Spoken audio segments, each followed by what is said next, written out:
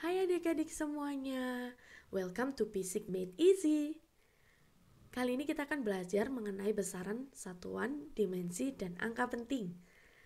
Nah, untuk topik pembelajaran kali ini, yang pertama kita akan belajar mengenai besaran pokok. Yang kedua, kita akan belajar mengenai besaran turunan. Dan yang ketiga, kita akan belajar mengenai dimensi. Dan terakhir, kita akan belajar mengenai angka penting.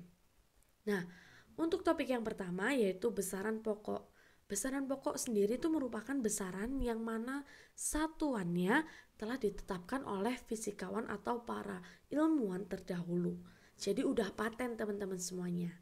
Nah, dalam besaran pokok sendiri dia memiliki 7, yaitu diantaranya ada massa, waktu, suhu, panjang, jumlah zat, intensitas, dan kuat arus. Nah, pada tabel yang bisa kita lihat bersama di sini itu ada simbol, satuan, dimensi, dan alat ukur. Nah, dari massa simbolnya adalah M kecil, satuannya adalah kilogram, dan dimensinya adalah M dalam Romawi. Nah, kalian bisa pelajari dan hafalkan kunci untuk mempelajari besaran dan turunan.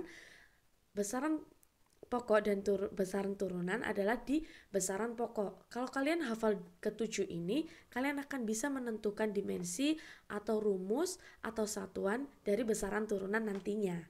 Penasaran kan? Kalau gitu kita lanjut ke materi yang besaran turunan. Nah, adik-adik, besaran turunan itu sebenarnya adalah penggabungan atau penyatuan dari besaran pokok. Seperti misalnya di sini ada luas. Nah, simbolnya adalah A besar. Nah, rumus luas adalah panjang kali lebar. Nah, panjang sendiri itu memiliki satuan tadi meter atau M kecil. Sedangkan lebar juga meter atau M kecil. Jika dikalikan, satuan yang dihasilkan adalah M kuadrat. Nah, untuk dimensinya sendiri kita bisa lihat di slide yang sebelumnya tadi teman-teman. Nah, panjang memiliki dimensi L besar. Nah, akhirnya kita temukan dimensinya. Jadi kuncinya untuk mempelajari besaran, untuk menentukan besaran turunan, kalian harus hafal 7 besaran pokok yang ada dalam ilmu fisika. So, gampang sekali. Makanya jangan kemana-mana, tetap stay di Basic Made Easy. Oke, kalau gitu kita akan belajar ke selanjutnya. Dan di sini banyak sekali adik-adik. Kita bisa menentukan volume, usaha, daya, momentum, dan masih banyak lagi. Nah, kita belajar ke yang ketiga, poin yang ketiga, yaitu dimensi. Nah, dimensi sendiri itu merupakan penggambaran suatu besaran turunan dalam besaran-besaran pokok penyusunnya. Dimensi itu selain penggambaran juga diartikan sebagai simbol, seperti yang tadi kita lihat pada slide sebelumnya. Ada dimensinya seperti di sini. Nah, contoh soal, kita masuk ke contoh soal. Untuk dimensi, kita menggunakan contoh soal dari PV sama dengan nRT. Nah, kita harus mencari dimensi dari R. Ada yang tahu nggak ya? Oke, kalau gitu kakak Greta langsung tunjukin ya. Nah, keterangannya, di mana P adalah tekanan, volume adalah F, N kecil adalah jumlah zat, T adalah suhu. Dan R kita nggak tahu dimensinya apa. Nah, kita langsung aja pindah ruaskan di mana R sama dengan PV dibagi dengan NT. Kemudian kita masukkan dimensi yang udah diketahui, di mana P tekanan sudah diketahui di slide sebelumnya dimensi, dan V sudah diketahui juga, semuanya sudah diketahui. Nah, kemudian kita tinggal masukkan dan kita tinggal satukan. Dan hasilnya adalah dimensi dari R adalah M, L pangkat 2, T, min pangkat 2, N, theta. Mudah kan? Basic Made Easy. Contoh soal berikutnya. Ini tingkatannya agak sedikit kita naikkan adik-adik semuanya. Jadi sedikit susah. Nah, kita menggunakan rumus adalah V sama dengan A kali T ditambah B kali T pangkat 2. Nah, dimensi dari A dan B kira-kira ada yang tahu nggak ya? Nah, kita kasih rumus mudahnya. Nah, keterangannya adalah V kecepatan, T waktu, dan A sama B kita nggak tahu itu apa. Jadi kita tidak bisa menentukan dimensinya. Nah, caranya adalah kita menggunakan distribusi di mana V sama dengan A kali T, kemudian V sama dengan B kali T pangkat 2. Kita tinggal masukkan, kita tahu rumus atau lambang dari dimensi V dan T, kita tinggal masukkan, substitusikan, kemudian kita pindah ruaskan, dihasilkan A sama dengan LT min 1, pangkat min 1, per T, kemudian kita hasilkan dari dimensi A, L T pangkat min 2, dan dimensi B, L T pangkat min 3. Nah, mudah banget. Makanya, jangan kemana-mana, tetap kita mau belajar bersama. Basic Made Easy. Kemudian kita masuk ke contoh soal dimensi berikutnya. Nah, di sini tadi penjumlahan menentukan kita sudah belajar. Sekarang kita menentukan dimensi yang pangkat, di mana kita menggunakan rumus dari gaya, yaitu F sama dengan M pangkat X dikali V pangkat Y dikali R pangkat Z. Kita harus menentukan dimensi X, Y, Z supaya kita tahu rumus gaya itu apa ya. Kalau gitu, lanjut aja. Nah, di sini kakak jelaskan di mana keterangan F adalah gaya, V adalah kecepatan, R adalah jari-jari, M adalah massa. Nah, dimensi dari X, Y, dan Z bisa kita temukan. Kita masukkan dulu semua rumus dimensi yang udah ada pada slide yang pertama tadi. Nah, dari rumus tadi kita ketahui dimensinya. Kemudian kita langsung substitusikan ke rumus gaya. Nah, setelah itu kita satukan yang M bertemu dengan M, yang L bertemu dengan L, dan yang T bertemu dengan T, supaya kita bisa mengetahui nilai X, Y, Z.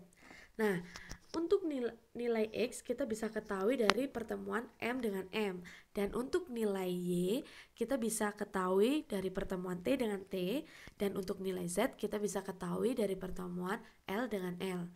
Nah, setelah kita ketahui nilai X, Y, Z, kemudian kita tinggal substitusikan ke rumus gaya. Dan akhirnya kita dapatkan rumus gaya bahwa F sama dengan M, V pangkat 2 dibagi dengan R. So easy kan teman-teman semuanya? Kalau gitu kita lanjut ke materi dan contoh soal yang terakhir. Let's go! Nah, selanjutnya kita masuk ke materi angka penting. Nah, di sini Kakak Greta ingin menjelaskan dan ingin memberi informasi mengenai aturan-aturan yang ada di dalam angka penting. Nah, yang pertama, ada pada bilangan bulat, di mana angka 0 di kanan menyatakan bahwa dia termasuk dari angka penting. Contohnya, 600 berarti memiliki angka penting 3. Kalau 3.900 memiliki angka penting 4, dan semuanya bisa dianggap sebagai angka penting. Kemudian kita lari kepada bilangan desimal. Nah, angka 0 di kiri tidak termasuk angka penting. Artinya angka 0 sebelum koma itu bukan dari angka penting. Tapi angka 0 setelah koma atau di belakang angka itu termasuk dari angka penting. Jadi kalau 0,01 dia memiliki angka penting tentunya 1. Kalau 0,980 berarti dia memiliki angka penting 3. Kalau yang terakhir 10,201, angka pentingnya berapa ya? Kan ini nolnya ada di sebelah kiri, di sebelumnya koma. Apakah dia termasuk angka penting atau bukan?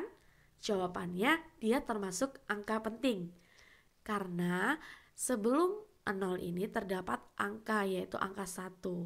Ya, oke teman-teman semuanya? Let's go, kita next.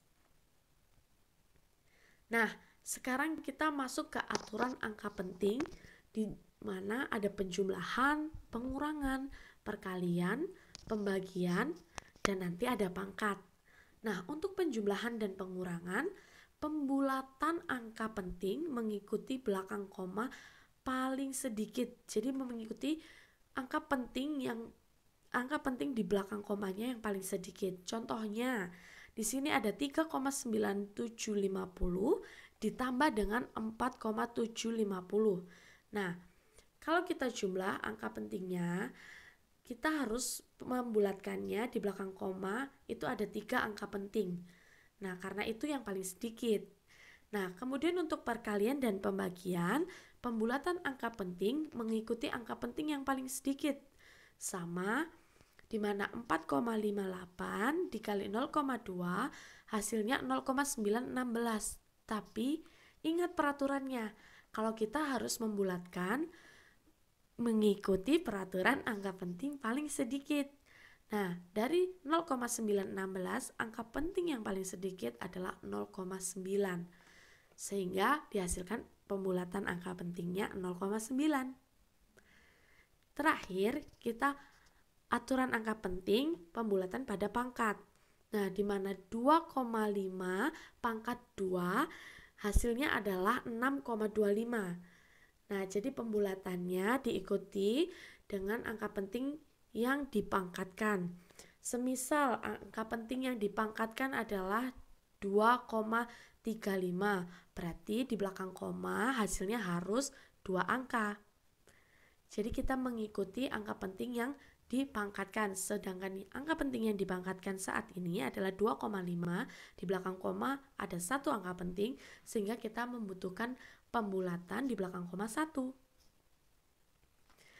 Jangan lupa, ini penting.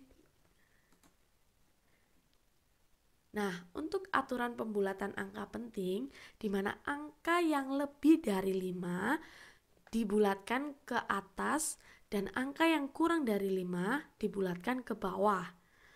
Nah, apabila angka tepat 5, maka dilihat terlebih dahulu angka sebelumnya.